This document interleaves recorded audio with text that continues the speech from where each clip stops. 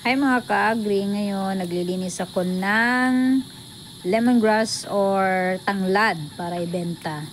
So tinatanggal ko lang yung mga ano niya, yung dumi, and hindi ko siya whole pinotol yung yung roots para if ever na hindi mabenta, pwede kong itanim siya ulit, or of mabenta man baka gusto nung nakabili na magtanim, so at least meron silang pwedeng matanim. Kaya hindi ko siya talagang pinutol na putol na hindi na pwedeng matanim. Hindi na pwedeng maano yung roots niya. So ayan, kasi sayang din. Baka gusto nilang magtanim din, di ba? So ayan, naglinis na ako. Inabutan na ako ng dilim kasi late na rin ako nag-start ng harvest ng tanglad or lemongrass. So tamang tamang linis-linis lang. Nire-ready ko para sa para sa benta ng pauna yan sa town. So pag masipag ka lang, makakaano ka rin talaga, makakabenta, may benta o may pambiling bigas kasi may mga gulay na rin naman, so bigas na lang kulang, hindi na magugutom, may tiyaga, may nilaga, may sipag, may anihin, kaya ganoon talaga. Wala naman po, ang puhunan talaga dito sa pagtatanim is yung sipag, tiyaga, tsaka talaga yung ayun, pag ng mga sipagan lang na magtanim, sus, hindi ka magugutom, hindi ka nga. Kaya yun, maganda naman, wala kang amo, ikaw amo. Kung gusto mo magtrabaho, kung gusto mong di ba, ganon. So lumipat ako ng pwesto, kaya madilim na yung pwesto ko doon. So dito na ako sa harap, sa may ilaw, kasi madilim na. So medyo takot tayo sa dilim. So magpaliwanag naman tayo. Ayan. Kasi mga na yan mga alas 7 na ng gabi.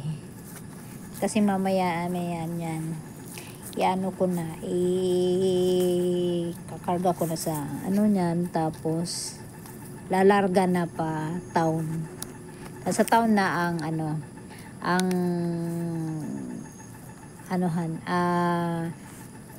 separate yung ba yung bugkos ba yung tawag nun, para so anim na stock is 20 pesos, 6 o 7 yata, 7 stocks, so malalaki 20 pesos.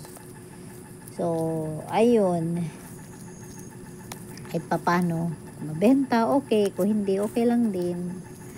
Pero makakabenta na siguro kasi maraming nagtitinda ng mga manok, lechon baboy, nagluluto ng mga kung ano-ano mga pwedeng, yung mga laga na kailangan ng lemon. Ayun, masarap, gamot din tong lemon, gamot din to. Hindi ko lang din alam para saan, pero I think gamot, masarap din siya.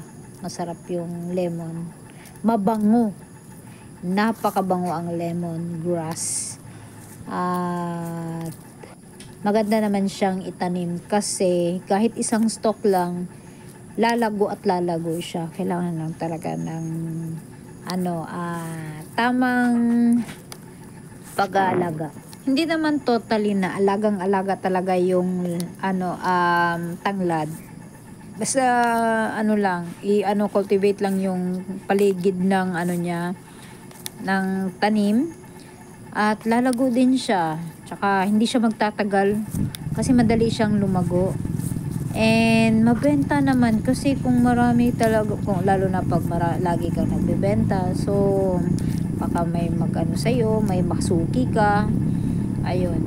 So maganda din siyang maganda siya, hindi naman siya mahirap talagang alagaan. Pag lang talaga yung tamang tamang cultivate lang ng lupa. Ano din kasi kung ang lupa naman dito is ano naman mataba, so maganda siya talaga sa pagtatanim, sa pag-garden.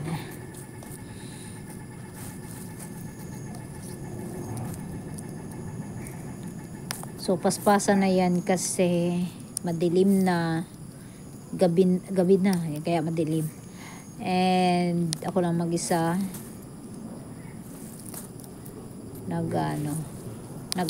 naglilinis dyan. Kasi konti lang naman yan, hindi man siya masyado. Marami siya na hindi naman sa sobrang dami na ilang kilo talaga. Pero medyo okay naman. Kaya naman ng isang tao lang.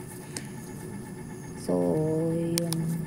Paspasan lang ng linis. Ganun lang.